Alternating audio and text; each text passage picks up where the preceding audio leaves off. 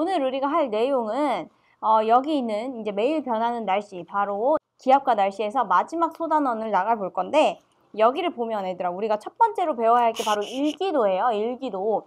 일기도가 뭘까? 그러니까 매일의 날씨를 그 시각별로 날씨를 지도 위에 나타내주는 게 일기도인데, 정의 한번 볼게요. 일기도의 정의는 일정한 시각의 날씨를 지도 위에 일기, 기호나 숫자 등으로 나타낸 건데, 요런 식이죠. 요런 식. 여기 지도가 있죠. 지도가 있고, 요 전선 보이죠? 전선. 이게 이제 우리가 배웠던 한랭전선과 온난전선이 이제 만나서 마주보고 오다 만났네. 그러니까 위에가 한랭전선이 내려오고 있었고 아래에서 온난전선이 올라가고 있었겠죠. 그러니까 이 말은 요 전선의 의미는 정체전선이 되겠고요. 이 정체전선은 언제 형성이 되냐? 봐봐. 초여름에 우리나라를 지배하고 있는 오호츠크해 기단이 아래서 북태평양 기단이 올라오면서 둘이 충돌을 해서 다습한 거 더하기 다습한 거 장마전선이 형성된다 했죠. 이 정체전선이 바로 그 장마전선이죠. 그래서 그리고 또 요 지도 요 일기도에서 우리가 알 수 있는 건 이 이상한 선들이 막 있단 말이야. 그치? 이상한 모양들의 선이 있는데, 이 선들의 의미를 보기 전에 여기에서 이제 우리는 지금 제일 간단한 지금 우리가 배운 것만 있는 일기도를 가져왔는데, 요거 말고 이제 다른 모양들도 많아. 이제 바람의 방향이나 뭐 비가 오는지 뭐 이런 것도 표시해주는 일기 기호들이 많은데, 그게 바로 요런 것들입니다. 요런 거. 뭐 요런 것까지 우리가 자세히 알 필요는 없지만요. 이런 일기 기호도 있다라는 거 정도 알고 계시면 좋을 것 같아요.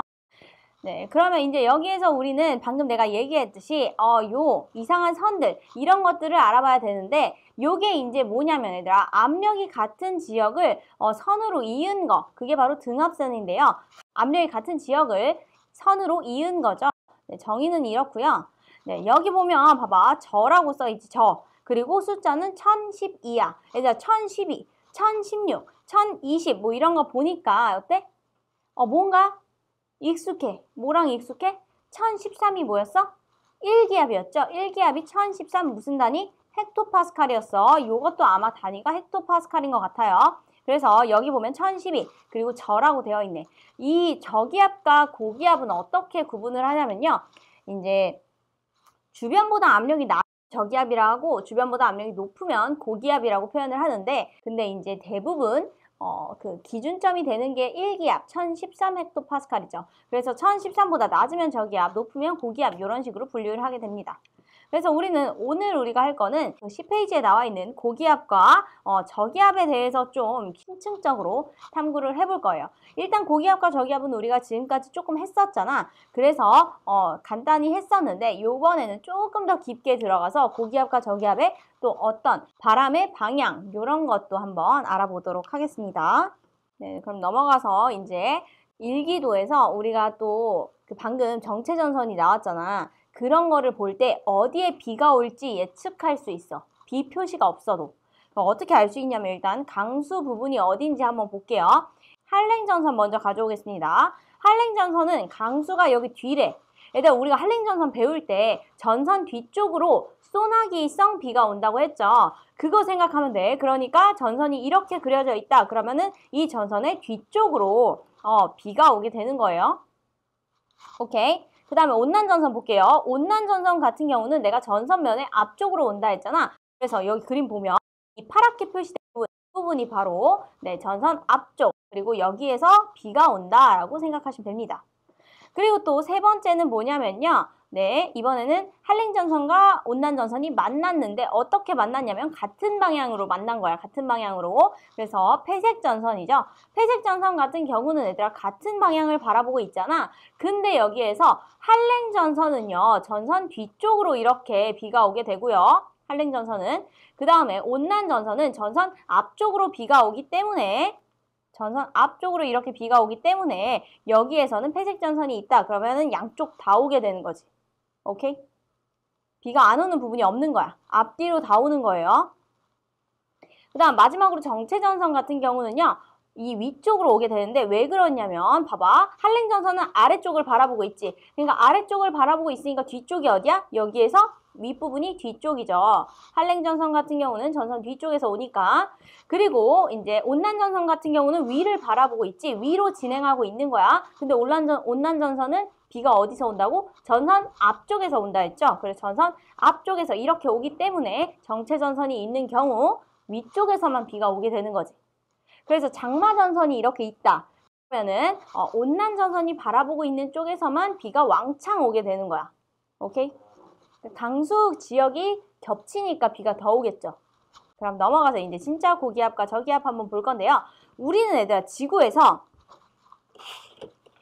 우리는 이제 우리는 이렇게 지구가 있으면 지구 이쪽이 요렇게죠. 지구가 이렇게 있으면요. 우리는 어디 살아? 반가를 했을 때 우리는 위쪽 북반구에 살죠. 북반구. 여기 어딘가 우리나라 있어요. 여기 어딘가. 그래서 요 북반구에서 사는데 이 북반구에서랑 남반구에서랑 그 고기압과 저기압의 바람의 방향이 달라요. 왜? 여기 이렇게 서 있잖아. 이렇게. 근데 여기 밑은 이렇게 매달려 있을 거 아니야. 그치? 우리 입장에서는 거꾸로 매달려 있다고 생각할 거 아니야. 그래서 북반구와 남반구는 방향의 개념이 살짝 달라요. 그래서 우리는 여기에서 북반구만 보도록 하겠습니다. 우리가 사는 지역 북반구만 보도록 할게요. 일단 고기압은 여기 나올 거고 저기압은 여기 나올 거예요. 비교할게요. 표는 조금 이따 뒤에서 같이 채울 거니까 여기는 일단 이 그림을 옆에 빈칸에 그리면서 같이 이해를 하도록 하겠습니다. 고기압 나올게요. 고기압은요. 어떨 때 기준이 어떻다고? 주변보다 높은 경우, 주변보다 높은 경우. 반면에 저기압 같은 경우는요. 주변보다 낮은 경우예요. 주변보다 낮은 경우. 이때 고기압은 주변보다 왜 높냐? 얘는 하강기류죠. 이렇게 내려와. 그래서 하강기류이기 때문에 사람이 여기 있으면 하강기류 날 더 누르는 거야. 기존 대기압보다 더 눌러. 그래서 기압이 높다. 그리고 하강기류이기 때문에 찬 공기가 밑으로 내려오는 거죠. 밀도가 높아서 내려오면서 찬 공기이기 때문에 더 밀도가 높아 촘촘해져. 더 모여. 압축, 압축, 압축. 근데 빠르게 내려와서 열 공급이 일어나지 않아요. 그래서 단열, 압축이 일어납니다. 우리가 옛날에 배웠던 단열, 팽창과 반대 개념이죠. 반면에 저기압 같은 경우는요. 저기압은 우리가 잘 알죠. 왜? 구름의 생성 과정에서 했으니까. 이렇게 상승 기류고요. 공기가 상승하면 단열 팽창이 일어나죠. 부피가 점점 커지면서 온도가 내려가는 단열 팽창. 그리고 이때는 상승 기류이기 때문에 내가 기존 대기압보다 대기압을 덜 받겠지. 그래서 더 낮은 저기압이 형성이 되는 거죠. 이 단열 팽창이 바로 구름을 생성하는 그 과정의 하나죠. 지금까지 배운 게 다 짬뽕이 잘 되어 있어야 돼요. 머릿속에서. 그래서 여기에서 이제 또 추가로 알 수 있는 게 이 친구 같은 경우는 상승기류니까 결국에 구름이 생성되잖아. 근데 이 친구 같은 하강기류야. 그럼 구름이 생성할 수 있을까? 생성될 수 없죠. 공기가 상승해야 온도가 낮아지면서 단열 팽창이 일어나서 구름이 생성되는 건데 얘는 하강기류이기 때문에 단열 팽창이 일어날 수 없어요. 단열 압축이 일어나죠. 그렇기 때문에 얘는 구름이 생성될 수 없다. 구름이 없다는 말은 무슨 말? 맑다는 소리죠. 맑음. 고기압은 맑음. 그리고 우리 기분 좋을 때 고기압이라고 하죠. 야, 쟤 저기압이야. 오늘 건들지 말자. 막 이런 거 하잖아. 그 이유는 과학적인 이유가 그 농담에도 포함이 되어 있는데 얘가 공기가 상승하잖아. 공기가 상승한다는 건 올라가면서 온도가 내려간다는 소리죠. 온도가 내려간다는 건 흐리고 구름이 낀다는 소리지. 결국엔. 구름이 있다는 건 구름이 없는 맑은 하늘에 비해서 날씨가 흐리다고 볼 수 있으니까 흐리고 구름 낀다라고 정리할 수 있죠. 근데 이제 여기서 고기압 같은 경우는 이렇게 내려오면서 여기 어떻게? 공기가 모이게 돼. 공기가 다 이쪽으로 이동하니까 공기가 모였어. 반면에 저기압 같은 경우는 공기가 어때? 공기가 여기 다 날아가 버리죠. 다 여기 있던 게 다 날아가 버려. 그러니까 공기가 없어졌다 볼 수 있어요. 자연은 항상 평등한 걸 좋아하기 때문에 여기 고기압에서 저기압으로 공기를 나눠주게 됩니다. 이렇게 공기의 수평적 이동이 일어나는 걸 바로 바람이라고 한다고 했죠. 이렇게 바람이 일어납니다. 바람. 요거에서 봐봐. 얘는 여기에서 공기가 나가는 거잖아. 그런데 얘가 한 방향으로만 나가는 게 아니라 사방으로 이렇게 나갈 거 아니야. 그치? 여기서 사방으로 이렇게 나가고 싶어. 고기압은. 오케이? 근데 얘는 일직선으로 내보내. 근데 지구상의 어떤 힘 때문에 얘가 일직선으로 나가지 못하고 휘어져서 나가게 됩니다. 처음 듣는 힘일 텐데 바로 전향력 때문인데요. 간단한 설명은 뒤에 가서 하고요. 요건 사실 고등학교, 대학교 때 나오는 거기 때문에 구체적인 지식이 필요해요. 정확히 이해하려면. 근데 이제 우리는 간단하게 이해하기 위해서 내가 최소한의 개념만 알려줄 테니까 여기서는 일단 전향력 때문에 바람이 휘는구나 정도만 알고 계시면 됩니다. 그래서 고기압에서 밖으로 나가는 공기는 어느 방향으로 나가냐면 바로 이렇게 시계 방향으로 아웃된다, 나간다. 시계 방향으로 나가요. 그러니까 원래 이렇게 가려다가 그 전향력 때문에 이렇게 휘는 거야. 오케이? 그 다음에 저기압 같은 경우는요. 이 모양 그대로인데 요 들어가는 방향만 다른 거야. 얘는 나가고 얘는 들어오니까 이렇게 들어오게 돼요. 네, 모양은 똑같죠. 모양은 똑같은데 방향만 달라요. 그리고 반시계 방향으로 들어온다. 얘는 이렇게 시계 이렇게 돌잖아. 시계 방향. 그 다음 얘는 반시계 방향. 그래서 시계 방향으로 나가고 반시계 방향으로 들어옵니다. 요 차이를 꼭 알고 계셔야 돼요. 방향의 차이. 그리고 이거는 전향력 때문이다 정도까지. 이 전향력이 뭔지는 뒤에 가서 간단히 하도록 하고 여기에서 이 전향력에 대해서 더 막 시험에서 묻거나 이러진 않아. 그냥 전향력 때문에 바람이 휜다 정도만 알고 계시면 돼요. 알겠지? 그렇지만 이 전향력이 무엇인지 정도는 알고 있어야 좀 과학이 이해가 되니까 뒤에 가서 전향력이 뭔지만 설명을 조금 해드릴게요. 띠링. 네, 여기에서 전향력 때문이라고 했잖아. 그때 이 전향력은 도대체 뭘까? 전향력이 뭘까? 전향력은 지구가 자전하기 때문에 생기는 가짜 힘인데요. 지구가 자전하는지 모르잖아. 그러니까 개념적으로는 알지만 여기서 실제로 지금 방금 한 1도 했다 이렇게 느끼진 않잖아요. 그쵸? 그래서 이 자전하기 때문에 지구에 사는 사람들이 느끼는 요상한 힘이죠. 가짜 힘. 그러니까 진짜로 있는 힘이 아니라 자전 때문에 일어나는 일인데 지구에서 사는 사람들은 전향력 때문이구나 라고 느끼는 거야. 일단 여기에서 지구를 자전시키죠. 요가 우리 2학년 때 많이 봤던 거죠. 우리 태양계 할 때. 네, 여기서 서에서 동으로 자전하게 되는데요. 그쵸? 우리나라가 이렇게 있으면 여기가 인천, 여기가 강원도니까 서쪽에서 동쪽으로 자전을 하게 되는데 근데 여기서 우리 서쪽에서 동쪽으로 자전을 한다고 볼 때 내가 북극 쪽에서 공을 던졌어. 떠나가면 얘는 더 이상 지구에 있는 게 아니라 대기 중에 존재하는 거죠. 그치? 대기 중에 존재하는 거야. 이렇게 던졌는데 슝 딱 난 분명 여기다 던졌어. 여기다 던졌는데 얘가 자전하면서 여기로 온 거야. 오케이? 이거는 지금 바깥에서 본 입장이고요. 지구에서 봤을 때, 근데 지구에서 내가 여기에서 던지면서 봤을 때는 어떻게 느껴지냐면 얘가 오른쪽으로, 이쪽에서 보면 오른쪽이죠. 오른쪽으로 힘을 받아서 이렇게 휘어간다고 생각을 하게 되는 거야. 뭔 소린지 알겠죠? 방금 이 점선으로 나타낸 그게 바로 전향력입니다. 이게 바로 전향력이에요.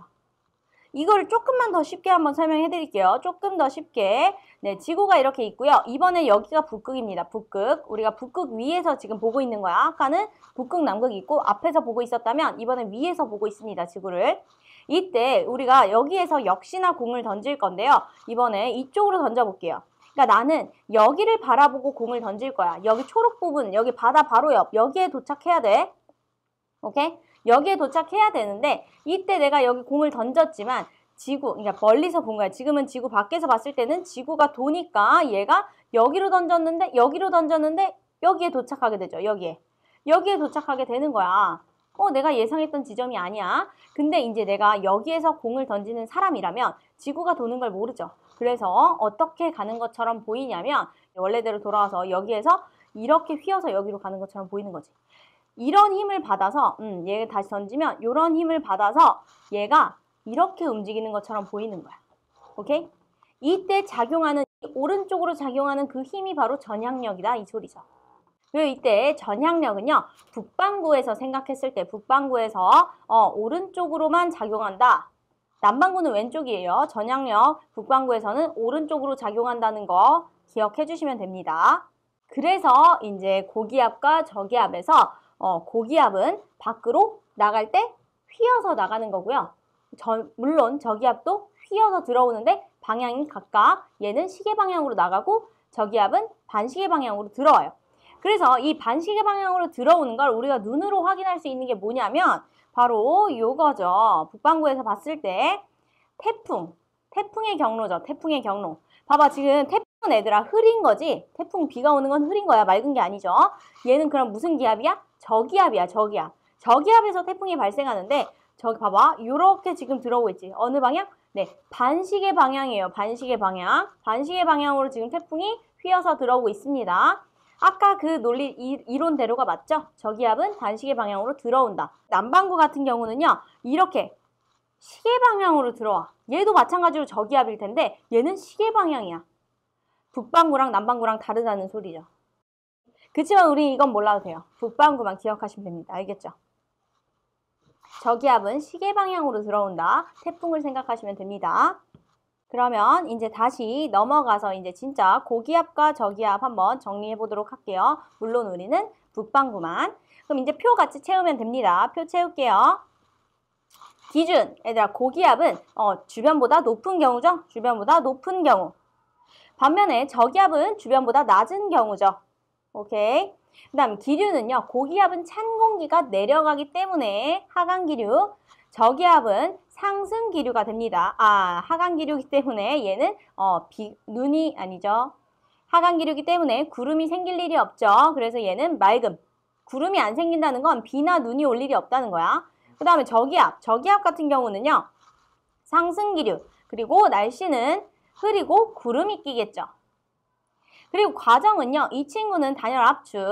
그리고 이 친구는 단열 팽창. 바람 방향은 이 친구는 시계 방향으로 나가는 거. 그 다음 이 친구는 반시계 방향으로 들어오는 거죠. 네, 요렇게 정리를 해주시면 됩니다. 오늘은 여기서 마치고요. 다음 시간에는 온대 저기압에 대해서 할 거예요. 온대 저기압도 어려우니까 준비 잘 해오시고 학습지랑 교과서 한 번씩 보고 오시면 될 것 같습니다. 오늘도 고생하셨고요. 다음 시간에 만나요. 안녕.